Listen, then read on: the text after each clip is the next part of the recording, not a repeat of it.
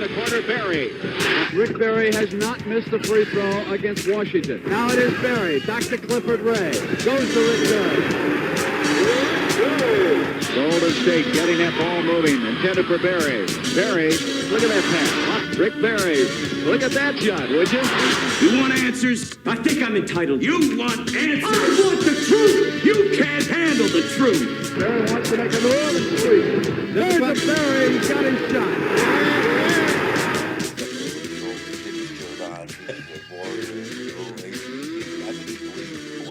Well, this is for you. This is in I pay homage to you with this shirt, sir. So well, I appreciate that. It's actually the best-selling jersey for a long, long time. It was pretty unique jersey. It was way ahead of its time. But we're back here on Mic'd Up. I hope everybody's had a reasonably decent summer. Not much left of it. Crazy things going on in the world that I'm not even going to get into and talk about because I don't want to ruin my day. You don't want to talk about Gaza? I don't want to talk about any political bullshit stuff that's going on. It's an insult to my intelligence. No Middle Eastern conflict. Well, no, it's just politics in general believe that most people are stupid, and I'm not a stupid person. That's why myself and other people who I know are reasonably intelligent get upset when we have to talk about stuff. So let's not do that. Fair. Basketball's frustrating enough as it is. Yes, sir. And then if we really want to get frustrated, we can talk about golf when it comes to sports. That'll really drive you freaking up a tree. Yes, sir. I mean, every game, even in pickleball, I played pickleball lately. I played some singles, trying to get my game ready for the upcoming World Seniors and the USA Pickleball Nationals and US Senior Nationals coming up later this year.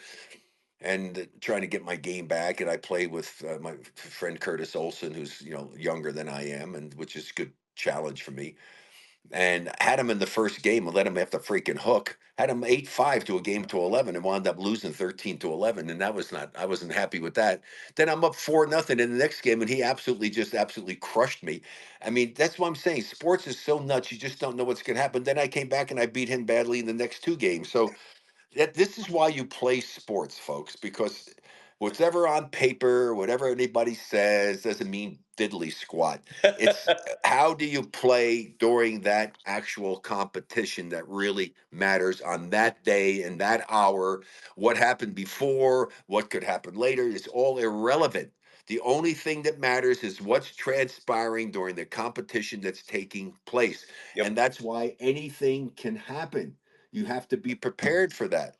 Now, certainly statistically, the odds may be in your favor somewhat, but it doesn't mean that it's going to happen. It just doesn't. I mean, I know that. I lived it firsthand and I've watched it. I mean, who's to say? I mean, I had to watch and sit through seeing Jimmer Fredette get hurt in the Olympics with my son on 3x3 and everybody bashing the team and doing it. Hey, people have no idea what it takes to be able to make the commitment to get the team qualified. You just can't grab some guys and put them together and hope you're going to play well in 3x3. It just doesn't work that way. People are bashing the team. That's insane. Who? Oh, well, tons of people. Oh, what a crummy team. They didn't get to see our team. Our team was good. They could have easily won a medal. They came close to making it to the medal round with their leading scorer being out, Jimmer Fredette. Canyon picked up the slack in a couple games. They didn't quite get it done. They lost 3 games by 2 points, which could have got them to the medal round possibly. And playing with 3 guys in that game without substitutes, I mean, it just absolutely destroys you physically. But anyway, it is what it is. And it happened to the women's team, by the way, too. Injuries affected both sides. The women's team. Well, they lost 2 players. They lost 2 of their players, and so they were basically learning how to play together during the Olympics. So, the biggest thing is that my son committed for 4 years, made a major commitment. His company, L3 Harris, was unbelievable in dealing with him to be able to travel and still do all this stuff and have his job. And the other teams are subsidized. The other team, that's all they do. They pay them really well, and they go and play in all these tournaments. The USA, that's not the case. You're not going to make a great living playing 3x3 basketball. And so people are going, oh, why don't they go and get these guys? Well, these guys get paid, millions and millions of dollars to play 5-on-5 basketball. That word million never comes into play in 3x3. Trust me on that. So let me ask you this, Rick. While we're on that topic, do you think by the next Olympics, the men's 3-on-3 team is going to be comprised of NBA players? Like, It just depends on whether how are they making that commitment? You have to play in a certain number of events to do that. Maybe they can do it during the summertime, but then again, they don't play together all the time. You got to get qualified. The team has to play in enough. You got to get enough people to make a commitment to play and get points and stuff to do it, or you got to go to the qualifying tournament. There's so many variables involved that most of the NBA guys, the lowest paid guys in the NBA, make over $1 million. The right. lowest paid player. Well over $1 million. Yeah. Yeah, well, the 3x3 guys are lucky if they can make six figures.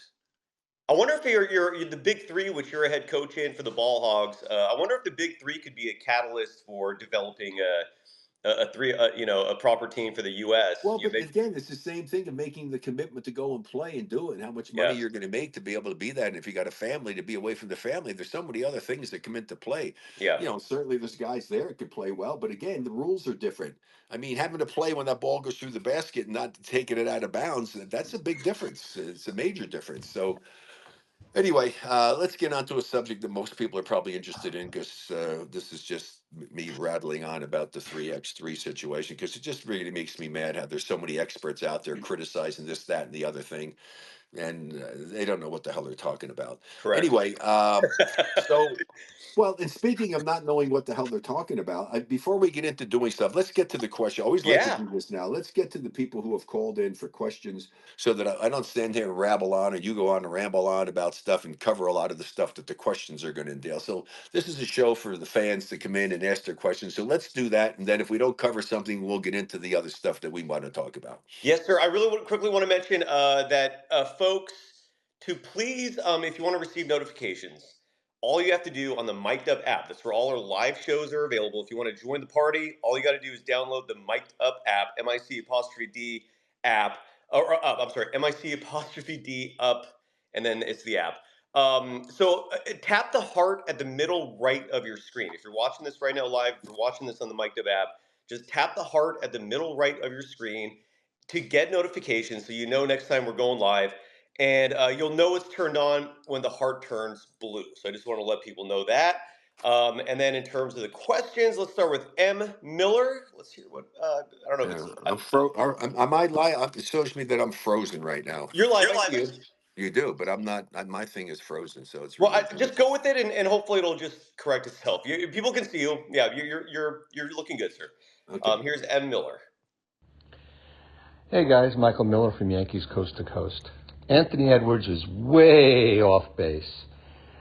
Every time this happens, the younger players who don't have any sense of history always disrespect the older players. To say players from the old ABA where you played, whether it's you or Dr. J, or the old NBA where you're talking about Magic and Bird and those guys don't have skills, is ridiculous.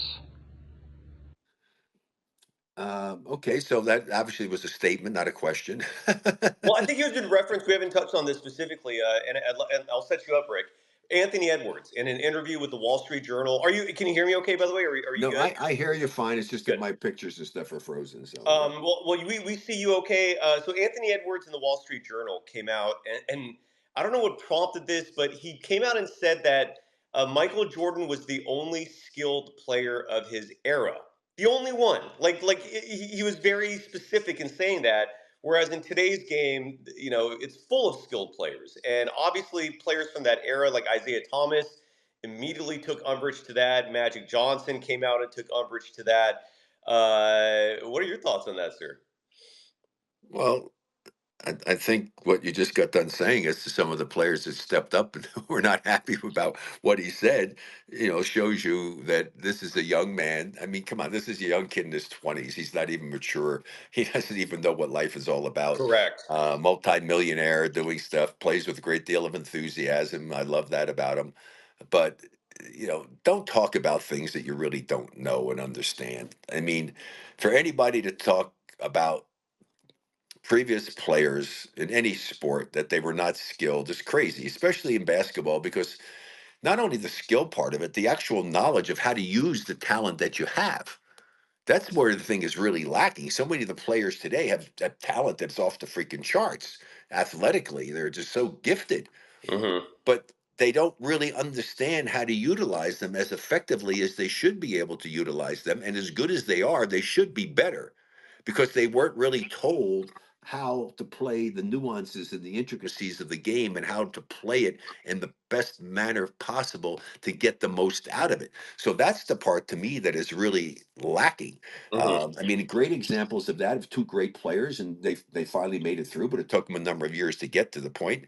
And that's Brown and Tatum with the Celtics. Okay, two very incredibly talented guys making crazy amounts of money, but they really didn't know what to do with all the talent they had and utilize it in the best fashion possible. Because I talked about it for years, and the fact that they would force things. Westbrook, another example of a guy that you have to learn to take the game as it flows and what's Hmm. coming to you. They have a tendency, players, because they are so incredibly athletically gifted, they have a tendency to try to force some things. You don't want to do that.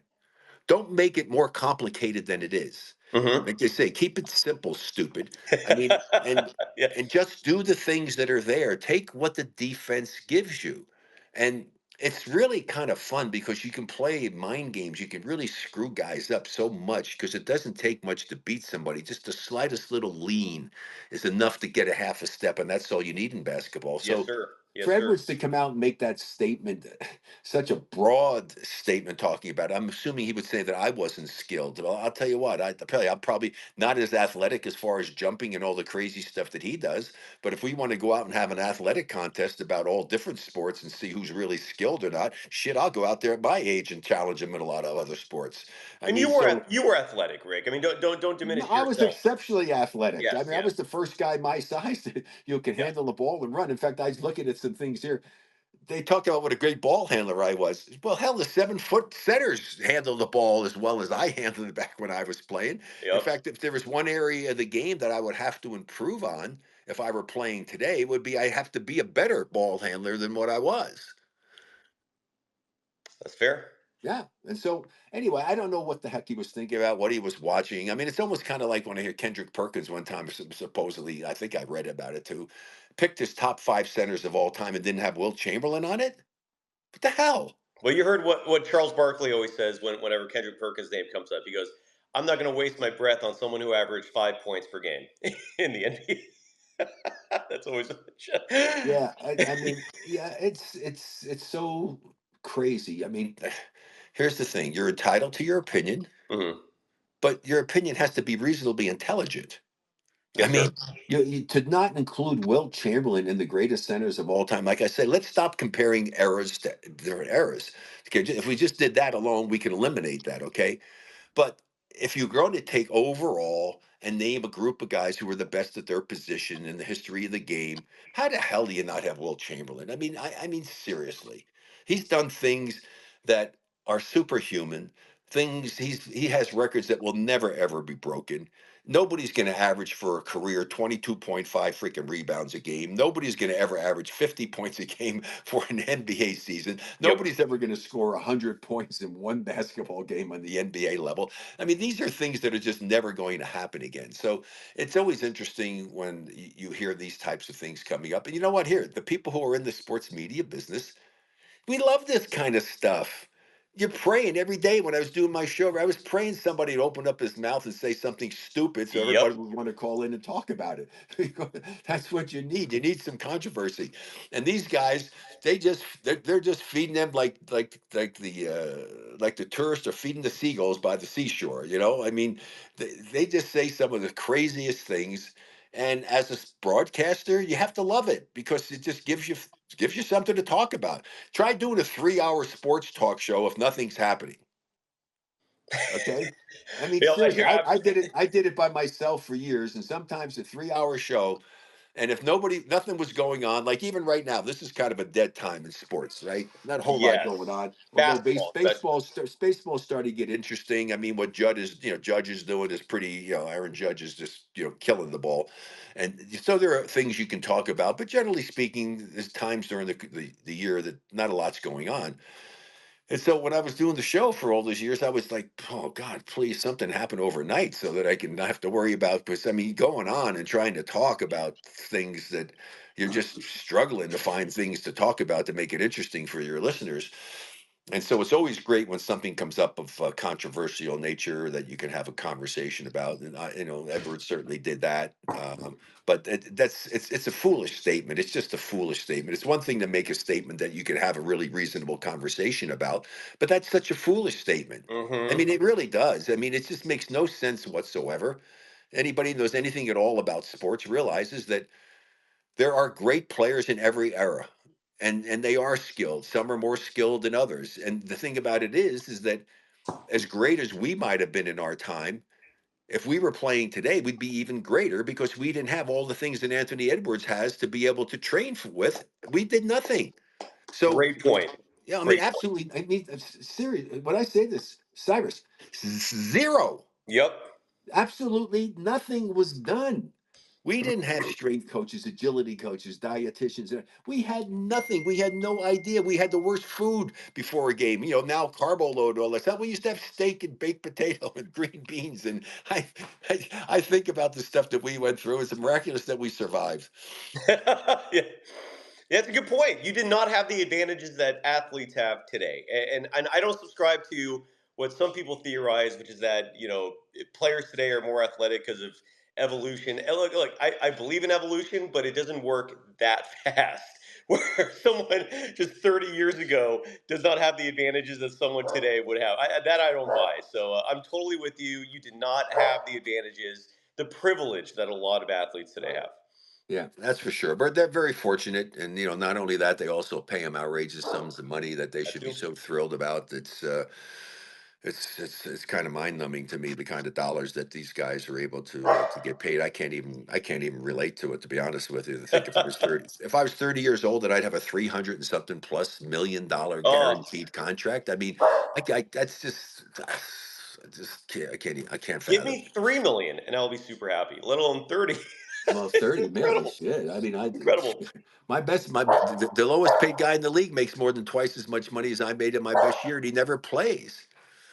So these guys should be very, very grateful for what they have, and the league's come a long way, and hopefully it'll continue to grow. I was just happy that our guys came through because it's so much different in the competition in the Olympics here now. Back when the Dream Team won, I think there were eight. I think it was 8 players, 8 or 9 players who had NBA experience that played in the Olympics. There were 64, I think, that played this year's Olympics that had NBA experience or were NBA players. That's how far it's come. Incredible. Pretty Absolutely. remarkable. Yeah, and it was great competition. I mean, it really was. I mean, I was happy to see it, and even happier because it was Steph who came through big time in the semifinals and finals. I mean, without Steph, we could easily have lost. Incredible. Now the other guys are They all would have important. lost. LeBron was, really into it, and I saw Anthony Davis and I never met him before. I didn't realize how big he was, but I was so impressed with the way that he changed his game and wasn't worried about scoring and protect the rim and was playing tough defense and a lot of the other guys and the stuff that they did to contribute to the team.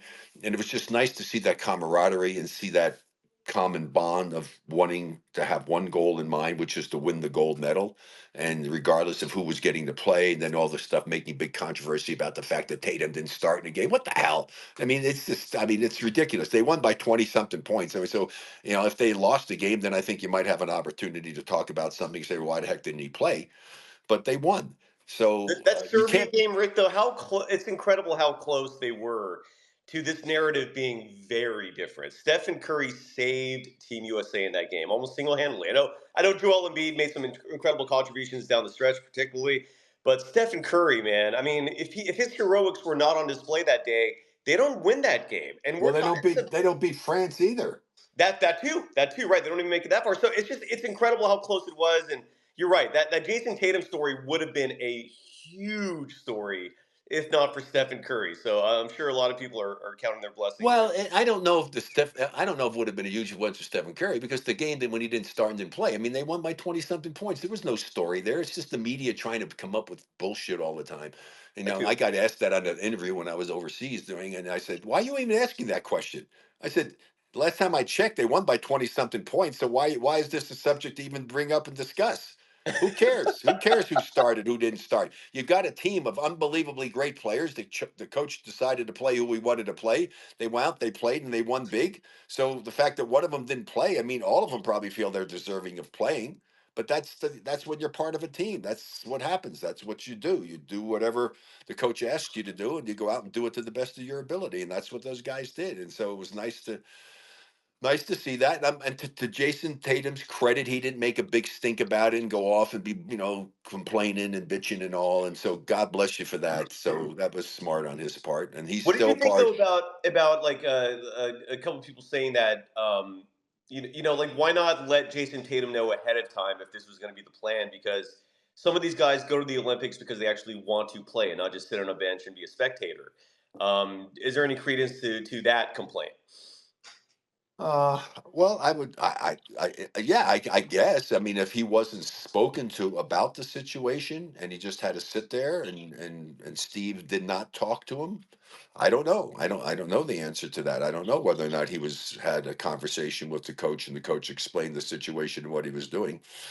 I do know when I coached in the minor leagues doing stuff with certain players, if I had a guy there that's been playing stuff he didn't play, the first thing after the game is I go up to him to explain to him, don't worry about it. It was a situation. I'm not upset with you because you don't know what's going through a guy's head. And so you really need to do that. And I would think in that situation that perhaps he would have been spoken to. I don't know. But I know that that's what I would do as a coach because the last thing in the world you want is a player wondering what the hell's going on, especially someone who's playing and is a top player. So just, you know, face up to it immediately and resolve the issue before it becomes a major issue. Hey, he may not be happy with what you're telling him, but at least you explain to him that you're not mad at him, you're not upset. It was just that the matchups were such that I just thought things were going well and I didn't want to make a change. So your time will come, blah blah blah, whatever it may be. But yeah, I think one of the biggest problems in everything in life, as we know, is the lack of communication. Yes, Well, and very well said. people don't talk about enough things to try to resolve issues before they become big issues. Very Like well said. that don't let the proverbial don't let the anthill turn into a mountain. I mean, Yes, sir. jeez. I mean, Yes, sir. and communication is what it's about. It's about communication. Now, the problem is, unfortunately, when we get into politics, there's communication, but unfortunately, they lie. They Yeah, lie like exactly. it's nothing. I can't believe that some of these people get up there and say the things that they say with a straight face and they can't possibly believe what it is, especially with some of them. There's video of them talking about something, and now they have a totally different position. They've got them right there, and yet they can go and do it with impunity. I Yeah, just it drives me absolutely crazy. But that's the problem: is the communication most of the time is lacking, and then a lot of time the communication is bullshit. you're absolutely So right, sir. just tell the truth.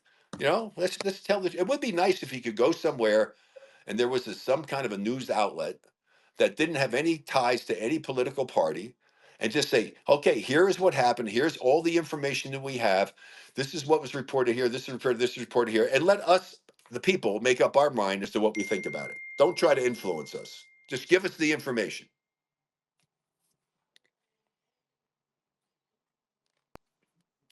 You Sorry there. there? I wanted to add there is the only, I teach journalism in a couple classes, and I always tell students that the only place you can truly get the kind of coverage you're referring to are wire services, right? Like the Associated Press, Reuters. Their entire job is just report facts. And then you get news organizations, and their business model is subscriptions, right? They don't have advertisers to kowtow to.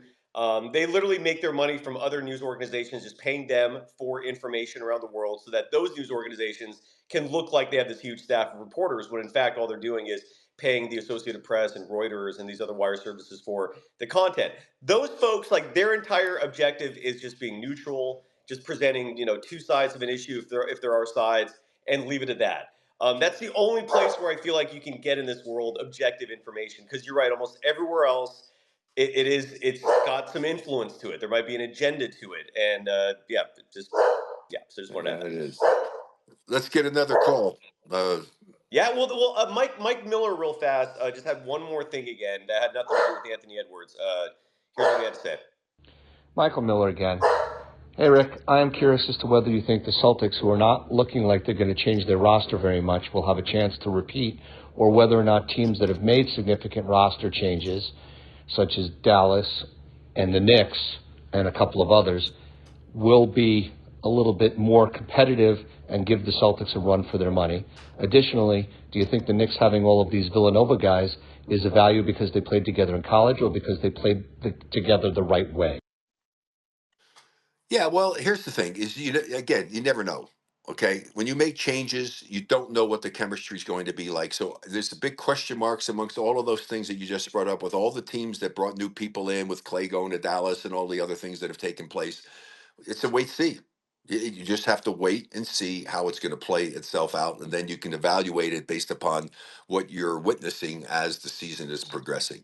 So, as far as the Celtics are concerned, if they didn't make any changes, again, that's a good thing. I know we lost getting back-to-back championships because we got rid of Butch Beard, our starting point guard. It was the worst move we could have possibly have made. Oof. I mean, and if we had kept Butch Beard, there's no question in my mind that I think we could have won back-to-back championships because he was a really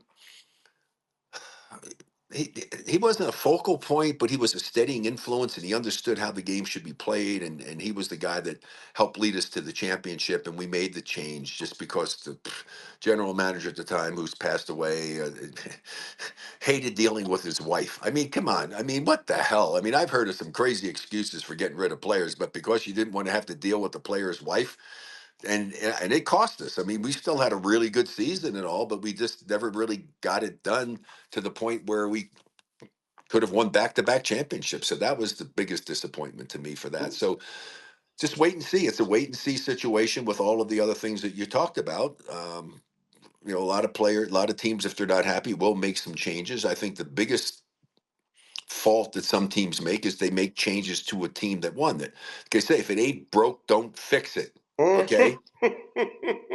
That's a good. Such a simple. It's like the golden rule, right? Such simple things to follow in this world. Yet too many people in this world make a simple thing complicated, or they don't follow it at all. You're absolutely right. It's Yeah. such a simple thing to follow, yet most people don't do it. It drives me crazy, Rick. It really Yeah, does. well, they've got the guys that are there. They know what it takes to do it. They did a great job of staying focused and realized what had to be done. Two of their key players made adjustments. They didn't force it as much as they did. They got it done. And even Tatum. Tatum didn't have a great final series. I mean, he was a terrific player and did great. And Brown is the guy that played, exceptionally well. Right. But he's not like Jason played poorly. I mean, he did a lot of other good things out there. But Jason I mean, Tatum, Rick, just to add to that, despite the fact you're right, efficiency wise, he wasn't the greatest, still led the Celtics in scoring, rebounding, and assists in the NBA Finals. Yet Jalen Brown is widely considered the better player of that series, and he won Finals MVP, right? Rightfully so. But you're yeah, absolutely right. Jason Tatum, despite the efficiency numbers, shooting wise, it wasn't great. Still had a fantastic series. And don't you yeah. think, Rick, that when you're a player of that level of greatness, you use anything you can for fuel, right? For motivation. Don't you think that Jason Tatum and Jalen Brown, the two best players on a defending world championship team, they've got some fuel now for next season? Jason Tatum being slighted with the DNPs for Team USA, Jalen Brown being slighted by not being selected at all. I mean, I think these two are going to come out next year with a point to prove. Wouldn't you agree, or do you think I'm maybe overinflating that a little bit? No, you can't ever speak for somebody else. You don't know what's going on in their head. But Right. I personally, anything of that nature that happened to me, it was fuel. I already had a fire burning. Okay. You did. I And know the you last did. thing you needed to do is to go ahead and give me some more fuel for that Right. fire.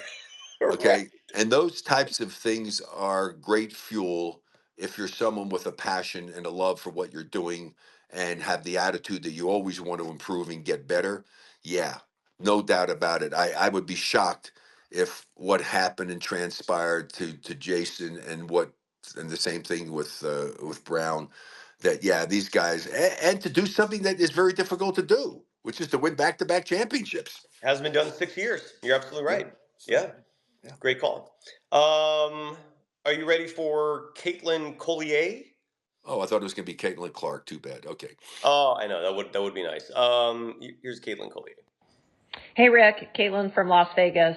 Can you address two things? I'd like to know, your thoughts on the passing of Al Adels. He came to my youth YBA clinic way back in the day. Really great guy. And then secondly, the argument for the late 80s, early 90s being the best era in the NBA. You know, the end of Kareem, Jordan, Bird, Magic, Dr. J, Isaiah, Barkley, Akeem, Ewing, Dominique, etc. Thank you. Ooh, right to the point. I love it. Yeah, good. Yeah, well, I think as far as the second part of it goes, there are always different errors and great players. We just got done discussing that earlier with Edwards talking about there weren't skilled players in those eras. Well, there were skilled players all the time. It's just a matter of how skilled were they. And because of the technology and the training available to these players, they have the ability to take those amazing God-given talents and take them to levels that nobody's seen before. So that's the cool thing, and that was a great era. I mean, she threw off a list of players that were unbelievably talented and gifted players that were fun to watch play. But they had them before that as well. I mean, I got to play against some of the greatest players ever. In fact, I have a picture with seven black and white, 7 players from the All Star game in '67 at the Cow Palace in San Francisco. All seven are top 50 players in that picture. It was pretty cool. So there were a lot of talented players back in my day when we played. There's a lot of talented players now, and there are going to be more of them coming around. I mean, look at Wembayama. Oh, I mean, can you imagine what he's going to be if he stays healthy in 3 to 5 years? I mean, it might even happen this year. I mean, that's how scary this kid is. You're right. You're right. It's. By the way, let yeah. me know when you're ready for. I've got a list of players from 3 different decades that. It's all subjective, but let me know when you're ready. I'll give you my a list of 30 players or close to 30 covering 3 decades for the most skilled to kind of give a contrarian point of view to Anthony Edwards when you're ready, sir. Okay. And I got to get back to her first point that she Please. made doing stuff with Yes. her Yes. question. And I got to go. So I got Speaking of this focused. shirt, right? I mean, that's another reason why I wore it What, today. what's that? That's another reason why I wore this shirt today was in honor of your former head coach and friend. Yeah. So, and yeah, I mean, I've talked a lot about that. It's never easy losing someone that you have, Mm. feelings for. And then, we had a love amongst ourselves and our team from the coach on down and from the owner on down. And to me, it's never a good thing when somebody dies, but if somebody's going through difficult times, then it's really a blessing. And I felt it was a blessing. Al lived a good life, 87 years of age. I mean, I knew him as I was a roommate, a teammate, and then he was my coach for the championship season. So I've known him for a long, long time. But I think I was very fortunate as a rookie coming into professional basketball to have someone with the character that he possessed, with the attitude that he possessed, with the way that he approached the game, the way he put everything on the line. To have somebody be your mentor or someone who can have an influence on you, that's what you want. You want positive influence coming your way. And so I was very fortunate to have someone of Al's caliber to be the guy that I spent probably more time with because of the fact that we roomed together back in those days. And as I've told this before, for those who hadn't heard it, if you have, then I apologize, but a lot of people might not have. I always joke about the fact that I give Al as great credit for helping me become the player I became because I had a room with him. He's the veteran, I'm the rookie. Whatever shows he wanted to watch, those are the shows I had to watch on television. If he liked the hot room, which he did, and I liked a cold room to sleep in, I had to sleep in a hot room. So I said, okay, Rick, here's the deal. You better go and play your ass off so that you can go in and negotiate a single room for next year. So I give Al great credit to incentivize me to go out and really play well so I could get a single room the next year. I didn't know you were roommates. That's fascinating. Yeah, So well, back in the day, you roomed back in those days. Hey, listen, we roomed back in those days. We didn't have charter buses. That we rented cars and drove ourselves. I mean, I'm serious. Our I per believe you. diem, my first year in the league in 1965, my per diem was $8 a day. Oh my god. Yeah. So it's a different world, and wouldn't want to trade it for anything. What I wish I could be playing today, boy, I sure do wish I could be playing today. Mainly because I miss playing. I mean, if I think Hmm. about it, I don't miss it because I don't think about it, but I love playing basketball. I mean, when you have a love and a passion for something, and you have the good fortune to be blessed to be able to actually do that as your way of supporting yourself and your family. I Amazing. mean, my God, does it get any better than that? I mean, Unbelievable. Yeah. I mean, seriously. I mean, I tell kids, find something you have a love and a passion for. When you get up, look at me. I got up and I got to go and play basketball, which I love and have a great passion for, still do. I got paid to do what I love to do. That's not a job. You know, people who have oh, I got to go to work today. No, hey, I get to go play basketball today. Someone's going to pay me. Oh my God. Just think about that. Now, unfortunately, they forgot 3 zeros on my contracts, but it was still great. Yeah, that's and I guess I never really thought of Al Attles the player. I always thought of him as the coach. And yeah, I'm sorry, sir. I know that couldn't have been easy for you, No, but he was tough.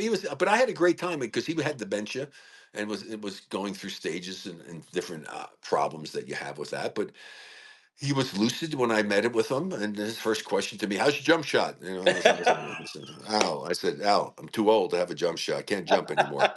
So we were able to reminisce a little bit. He was cognizant of what we were talking about. So for me, it was therapeutic for me to get a chance to see him like that. I mean, yeah, even though he was frail and we knew that I knew he had the cancer and I knew that he's going to probably die pretty soon. I mean, but he wasn't like in pain and suffering like when I saw Charles Johnson, my teammate, and saw what he was going through. I mean, oh my God, it was just, that's that was terrible. very difficult. I mean, to see him like that. In fact, I even joked with CJ. I said, CJ, look, I know you're a fighter. I know you don't ever want to quit and give up. I said, but you got to give it up. Oh, I said, I said, you need to stop fighting. And then I said, I have it on really great authority that there's a tea time waiting for you up there. He loved to play oh, golf.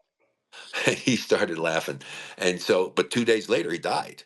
And after I saw him, but that was very difficult because you see someone that you love and that you have a great relationship with, that you had a tremendous experience with in life, and you see them going through what he was going through. I mean, God, that was horrible. that is horrible. Then anyway. I have a hard time with that.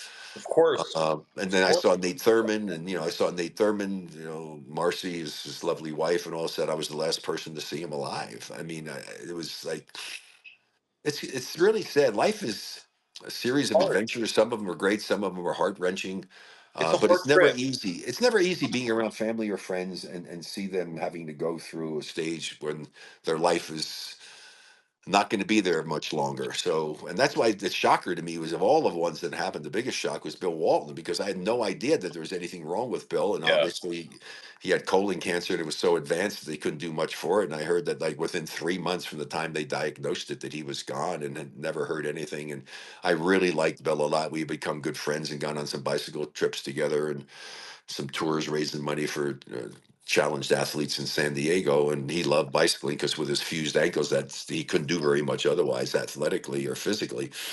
But a great guy, and that was a shocker. Jerry, who was a good friend of mine, and I knew him since my rookie year, and we were friends and played in his member guest golf tournament together. I knew he was having some health issues, but I didn't realize that obviously there was a lot more severe because he passed away also. But those things happen in life, and so enjoy the people that you love, especially your parents, because you just don't know how long they're going to be around. And the same thing for you people who are younger listening. take Make the most of every day. You don't think about it when you're younger. You think you're going to live forever, but you need to take advantage of every opportunity you have to enjoy life to its fullest, and you should take advantage of every day when something is presented to you to do that. So I do that. I thank God every day and try to make the most of it. I mean, I get done, we'll do this. I'll go make myself some lunch and do stuff. I'm going to go out and go play some pickleball, and beautiful, with some beautiful. friends, and then go on a cruise with my wife, and just do things that you can do, because if you have your health, you need to do them while you're healthy, because you don't know if your health's going to be there later on. So make the most of every day, folks. That's the best advice I can give you. It's fantastic advice, and just to add to that, Rick, if anyone you're on social media, it's one name for all your accounts, one handle. It's at Rick24Berry, 24 representing your playing number, and that number hangs in the rafters of Chase Center today, alongside Al Attles as retired jerseys. But on your Instagram page, you posted a very beautiful picture of you and Al when he went and visited him a short while ago. I just wanted to let people know they could see that and follow you on social media at Rick24Berry. Right. Do we have any more questions that anybody's got for us? Yeah, we got a couple more. Nick Cohn has a question for you, sir. Hey, Rick, what player do you see having a breakout season? Well, if I knew that, I would go to Vegas and put a bet down. If There I you knew go. who was going to win, I'm not clairvoyant by any stretch of the imagination. God only knows. Who knows? I mean, I hope it's one of the Golden State Warriors young players. Well, I was going to say you could narrow that down to the Warriors, and maybe we could touch on a few names like Jonathan Kuminga. Kuminga, Brandin Podziemski, Trace Jackson Davis. Do you see any of those three? Maybe. Well, of the three that you mentioned, the one that needs to do that for the Warriors to have any chance whatsoever is Kuminga. Yep. He's working hard. He's You working know? hard, and I heard recently. I've heard a few reports, and they've been on Golden Days as well, from folks like Mark Jones, who sees him regularly in Miami, where he trains, and he's working hard. He's spent every day this whole summer, or most of the days this summer at least, preparing for this year. So let's hope it's a breakout season for him. Yeah, well, I hope all the guys that you mentioned, if all of them elevate their game, which is what you're supposed to do, you're supposed to try to get better. Yeah. I mean, you should always be striving to get better the next season. You Yes, go and sir. spend the time working on the things that you didn't do as well, keep the other ones fine tuned, but you spend the majority of your time working on areas of the game where you need the most improvement. And if you go with that attitude, like you say, in a way, like I was a perfectionist, and but that could be bad if it's going to some extremes. I was a perfectionist, but also a realist, realizing I'll never play the perfect game, but always trying to. Okay, so that's a critical element, is to put Mhm. the time in. Just like I had so much respect for Tiger Woods, who changed the swing. The best golfer in the world changed the swing a couple of different times. Why? He thought it would make him better. Okay, I changed my free throws. I was the best free throw shooter. I changed it, and I got better. So you need to be open and willing to change to improve yourself in life.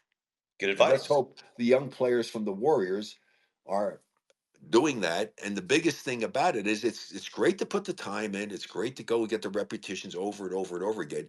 But if it's not working to get to your brain so that you believe in yourself and you believe that you can do what it is you've trained so hard to do at regardless of the circumstance, regardless if it's game 7 in the NBA finals, regardless if it's the first game of the season, yeah, you have to believe in yourself that you have the talent and the ability to get the job done that is being asked of you. That's the real true key to great success. All the other characteristics, all the other things that I can go through and name dozens of them are all great, but it comes down to believing in yourself and get rid of pressure. Pressure doesn't exist when you believe in yourself. Great advice, sir. Great advice. Do you want to hear from Tim from Danville? Sure. Hey, Rick, this is Tim from Danville. We just finished watching the Olympics. Great show. I want to know, when you were in your prime, who would have been on the dream team with you, and how would you have done in the international arena? What teams would have been the toughest for you, and what else would have been fun and or interesting to watch? Well, back Rick, when I played in my prime and everything, the pros obviously weren't playing. We would have done what the dream team did. We would have kicked people's ass. I mean, nobody would have been able to compete with us back in those days. I Well, mean, Rick, I was certainly. going to say this could be a good excuse if you want to hear my list of the top 10 skilled players of the 70s, and then Sure. maybe. All Yeah, right. go ahead. So this is the list I compiled for the 70s, and this is in response to Anthony Edwards saying that from the Michael Jordan era and preceding that there were no skilled players in the NBA besides Michael Jordan, which is total BS. So in the 70s, my list of top 10 most skilled players, which is important to specify, because skilled maybe might rule out a couple of bigs who were dominating but might not have a lot of skills. So obviously you, sir, Rick Barry, John Havlicek, Walt Frazier. I included Jerry West in here because he did win his title in the 70s, even though that was at the tail end of his career. Bill Walton, who as a big was phenomenally skilled. I included Kareem Abdul-Jabbar, another big who had a lot of skills as well. Your friend Julius Erving, Dr. J, Chet Walker, Oscar Robertson, and Bob McAdoo. Your thoughts, sir?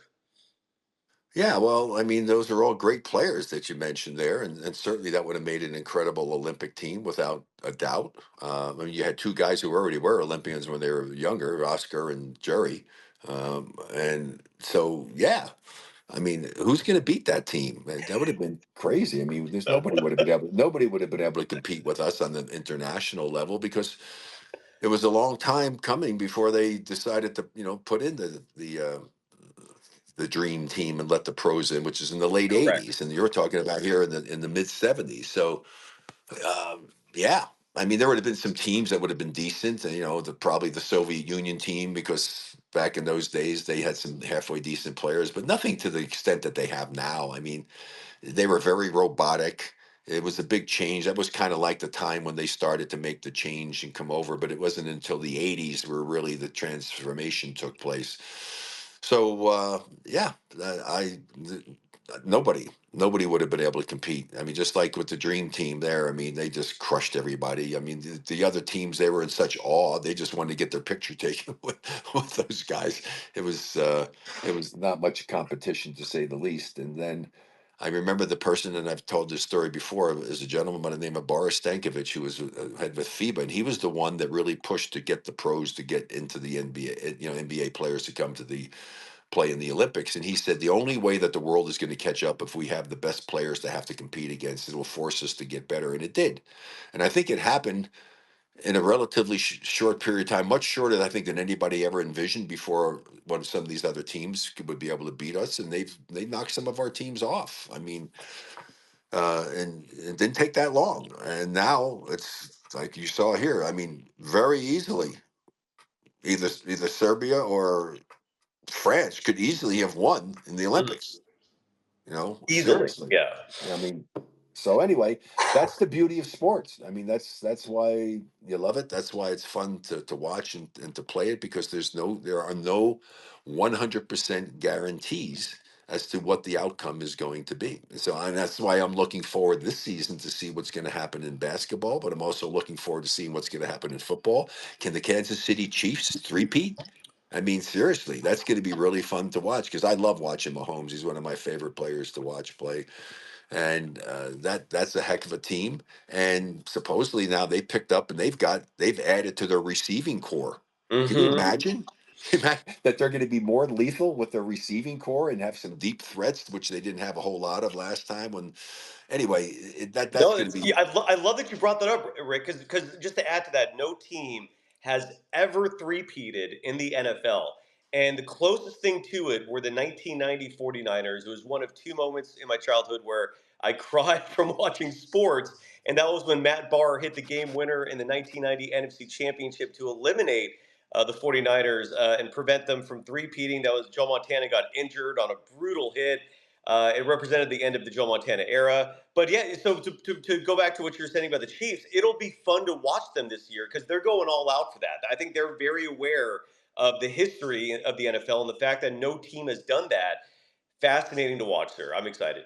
Yeah, that's going to be it's going to be very interesting to see. Just like you see the changing of the guard. It happens in all different sports, and you're seeing that happen in tennis. When Sampras is there and Federer and all those guys are kind of going by the side. Djokovic is near the end now, and you got the young studs coming up that are really just pretty remarkable players. And to see the improvement in sports as to the quality of play and the level of performance, it's the game of tennis, the way it's played now compared to back in the days of Connors and McEnroe when those guys played, Incredible. it's Incredible. incredible. It's just the athleticism and the power, and that's the beauty to me of sports. And so let's just continually keep sports out of politics and politics out of sports, and we'll all be better off. Oh, and Rick, just to add to that, what are your thoughts? I played tennis in high school. I love the sport, and I can't wait to hopefully someday soon get into pickleball so I can maybe play you someday. But what are your thoughts on the fact that the current world number one, this guy Skinner from Italy, he tested positive for drugs twice, and yet they gave him a pass. And his excuse was, I think he said he wasn't aware that what he was taking was a steroid, even though he tested positive on 2 separate occasions with a good amount of chunk of time passing between the 2 positive tests. But what are your thoughts on the fact that they've given him a pass? Well, I really wasn't aware of that, to be honest with you. So, I mean, I don't follow, tennis all that closely. I mean, I'll watch the major tournaments and what have you, but I hadn't read about that. Yeah, it's Was it crazy. steroids that he was taking steroids? Is that what It's it a type was? of steroid. I'm not super educated on it either. But my understanding is he's tested positive twice for a variant of a steroid. He claimed, I think it was in like a cream or something. Maybe he got a massage. I can't remember what his excuse was, but they bought the excuse and they were just like, yeah, you know what? Okay, even though it was 2 positive tests, we'll give you a pass. And I thought that was kind of crazy, but Yeah, I would think that, if it's happened 2 different times, there has to be some type of a punishment there. I mean, but and it all depends, what it is, because a lot of the things, like right now, I mean, in some countries, you can't even get cannabinoids. Like, I have to go down. right. I'm going fishing in New Zealand and all in Australia, and they don't allow cannabinoids. Well, cannabinoids don't have any THC in it, and cannabinoids are doing some miraculous things for people, helping them with sleep and all kinds of other things. I use it on a daily basis, and it's some of the things that I usually promote for people to get a discount on. But that just shows you. I mean, there's no uniformity out there, and to me, as long as it's not something that is detrimental and can be proven beyond the shadow of a doubt that it is giving you a distinct advantage over someone not using it, you know, then I say let everybody use it. I mean, just so why not? I mean, as long as it's not something that can hurt them. As they found out with steroids, obviously steroids can cause a real problem if you don't monitor it the right way. Look at all of this Lyle Alzado and a bunch of other guys and all the stuff that happened because of all the use of steroids. So yeah, but if indeed it is an issue and somebody breaks the rules 2 different times, I mean, Yeah, it come wasn't on. so the time I'm reading up on it now. So it's Yannick Sinner, the current world number 1 from Italy, and he tested positive twice in 8 days. He tested positive for trace amounts of the anabolic steroid ball, and he blamed his trainer for applying this cream on him for like a cut finger or something like that. That was his excuse, but the ATP bought it, and he's playing in the U.S. Open right now. So it's kind of crazy. Anyways. Well, here's the thing. I mean, again, it could very well be that it was inside of a cream and you put a cream on something to get into your system, something gets into your system, it stays in there for a while doing it. I mean, I don't know whether that thing has been proven to give somebody a distinct advantage. I Yeah. mean, in some cases, it helps somebody for recoveries if you have an injury or things of that nature. But to actually help you become a better player because of it, that you perform at a higher level as a result of this, I don't know. Sometimes it's stretching it a little bit, but I do think that if it is going to be something out there that's not going to be detrimental to the health of the competitors, that everybody should be entitled to use it as long as it's not going to be detrimental to your health. Why not make it available? If somebody wants to use it, great. If they don't want to use it, don't use it. But that's a decision that you have to make, and that's the governing body has to make those decisions. But they look at what's happened. Look at what happened with marijuana.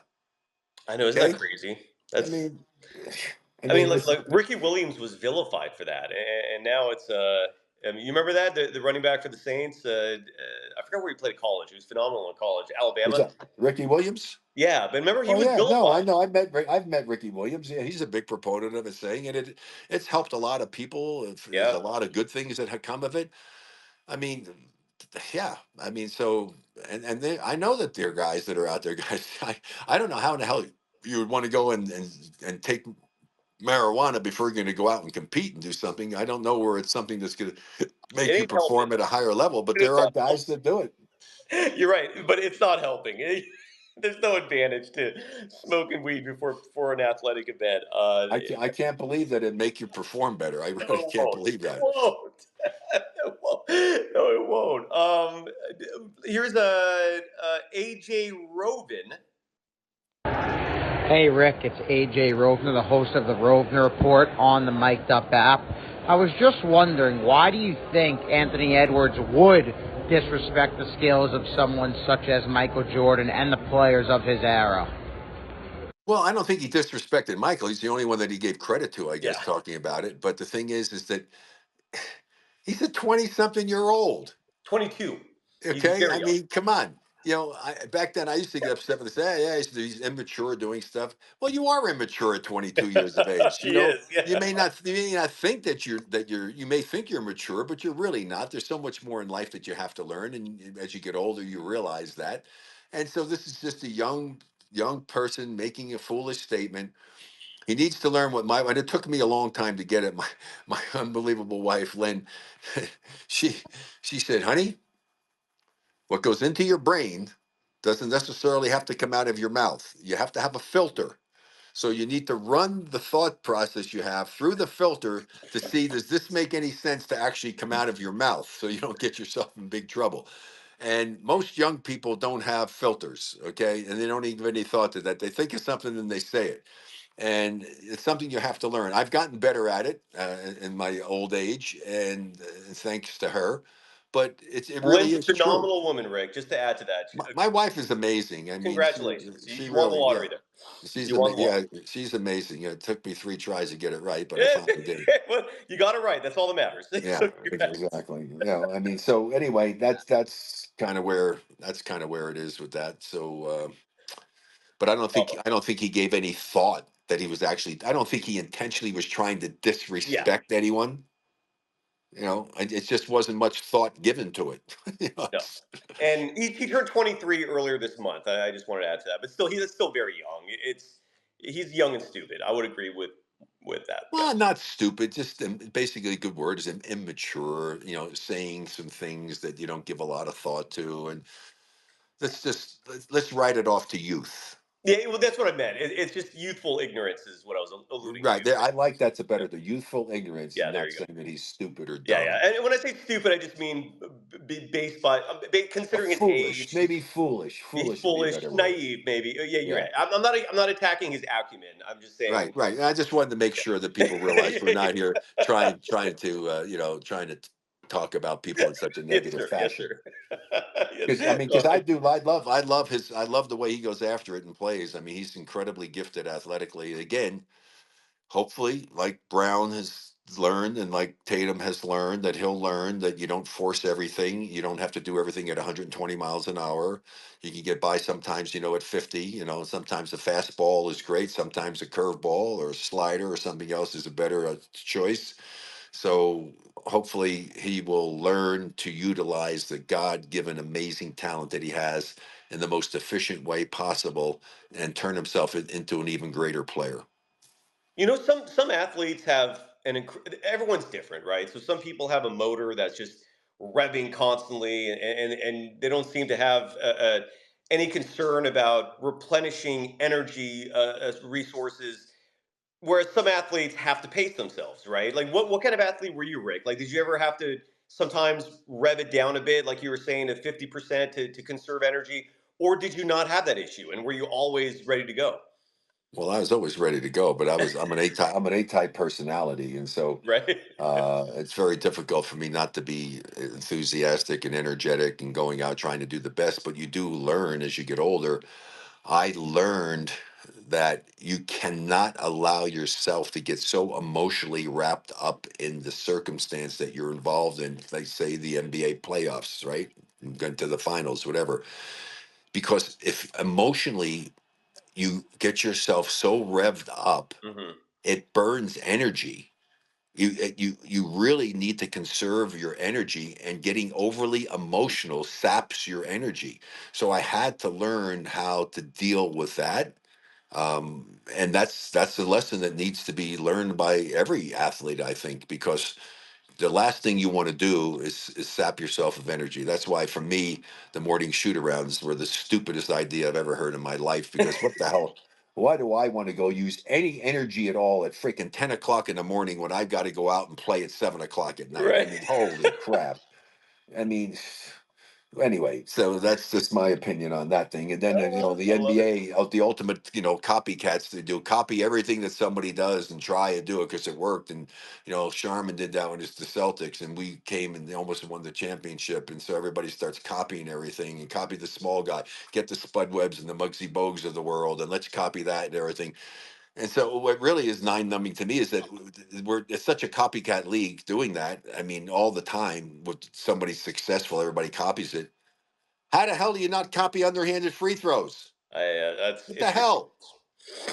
We live in a So it's vain world, Rick. unbelievable to me. It's unbelievable to me that something that is proven by physicists to be the most efficient way to shoot a free throw, and you can't get anybody to want to do it. It makes no logical sense You're right. whatsoever. And what absolutely is crazy is that teams do not demand that some of their players learn how to do that. You're paying somebody millions and millions and millions of dollars, and they're not going to change to do something to make them better, to help your team be more successful, and they can get away with that. It How isn't. in the That's the dumbest thing I've ever heard in my life. It'd be like you're working for a company and the boss tells you that this is how he wants you to handle this upcoming project that they have. Say, oh, I'm not going to do that.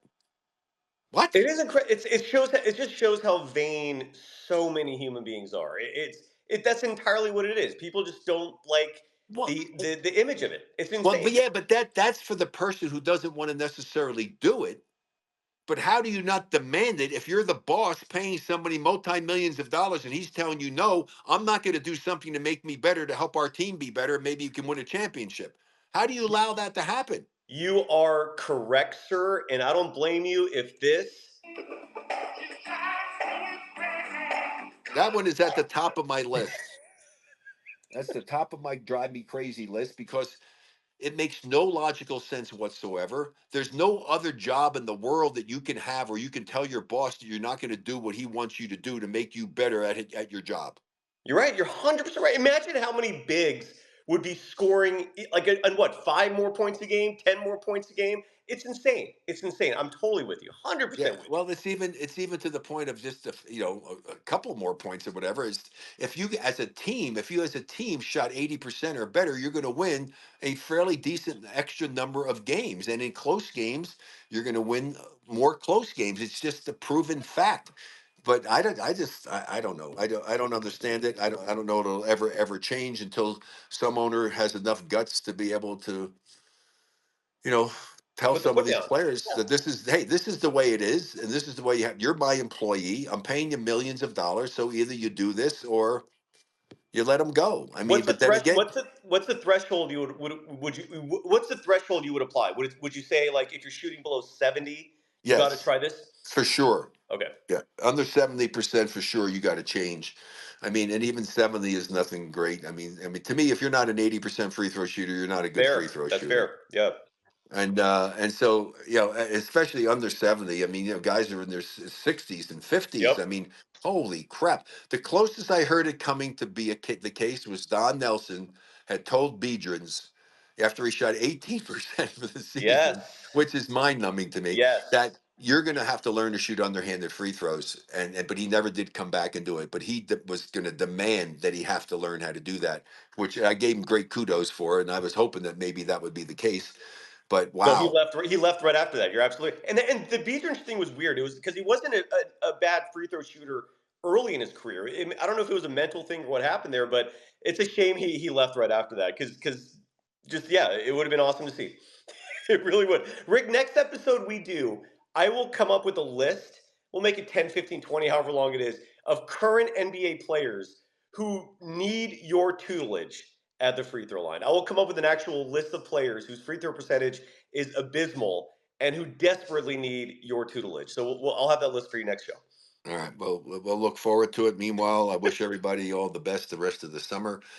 And, go Warriors. Let's hope that something is going to happen because right now I'm not incredibly optimistic about the chances of the Warriors winning another championship with the current construction of the team that they have. I don't know how you feel about that, I'm but with you. I'm with you. I'm I'm worried. concerned. I'm very much concerned about that. It's Well, going Rick, to be. let me know what you think about my assessment, and I'll keep it short. To me, the only salvation, the only hope the Warriors have to be a title contender. This is not a playoff team. I'm talking like to be actually relevant on for the biggest stage is if Kuminga and Brandin Podziemski and maybe Trace Jackson Davis, they have to take massive leaps this year. If they do, who knows? But I just don't like the fact, like I approach major decisions in life by applying the probability game, right? Like you need to look at the probability of things based on the decisions you make. And the Warriors, with the decisions they've made right now, the probability of them being successful with this roster is low. It's very low. To me, either you're relying entirely on these young players taking a leap, or you're squandering yet another season of Stephen Curry's career. That's where I stand on it. I don't know what your thoughts are. But Yeah, I'm kind of with you there. I mean, you could throw another one. I mean, if Buddy can come and shoot the ball at high efficiency rate, I think that's going to be another big factor for them. Um, good point. because here's the deal: you can't win in today's NBA if you're not a good 3-point shooting team. You're never going to win a championship if you can't shoot the three at a relatively high efficiency rate. That's just the reality of the game, the way it's being played today. You have to have that. Now, but you can also do things to create other opportunities for yourself and not rely on it 100%. And it's also the quality of the shots that you're taking. But you have to do it. Yeah, you have to be able to shoot at a relatively high percentage. You just look at all the stats in games and Yeah. just who wins and who loses. How many times do you see the team that shot poorly from 3-point line and the other team shot well, that team won, the team that shot poorly? Yeah, I mean the Celtics prove that you don't have to rely entirely on it. Like if you have a team of a versatility where your 1 through 5 can be switch dependent, a lot like the Warriors were in the during the peak of their dynasty.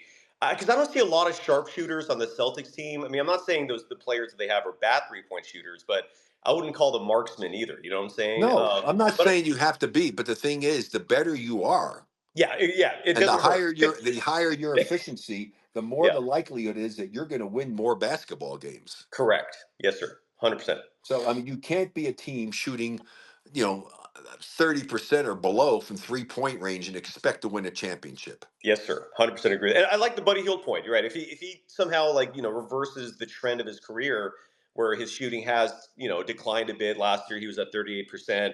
That would help a lot. You're right. It's but I'm a little worried, like you are. I feel like this roster was constructed with another move in mind, and they're 0 for 2 in trying to take those big swings they've missed. They couldn't get Paul George. They couldn't get Lauri Markkanen. I don't know what Plan C is, but if I do feel like they need to make another move. That's kind of what I see Well, with this. Plan B was the one that I like better than Plan Oh, A. I'm with you. Agreed. It's a shame that didn't happen. Well, did you like the idea? I mean, there's multiple reports that seem to indicate that there's truth to this. That it basically sounds like it came down to Brandin Podziemski and the Warriors not being willing to include him in the trade.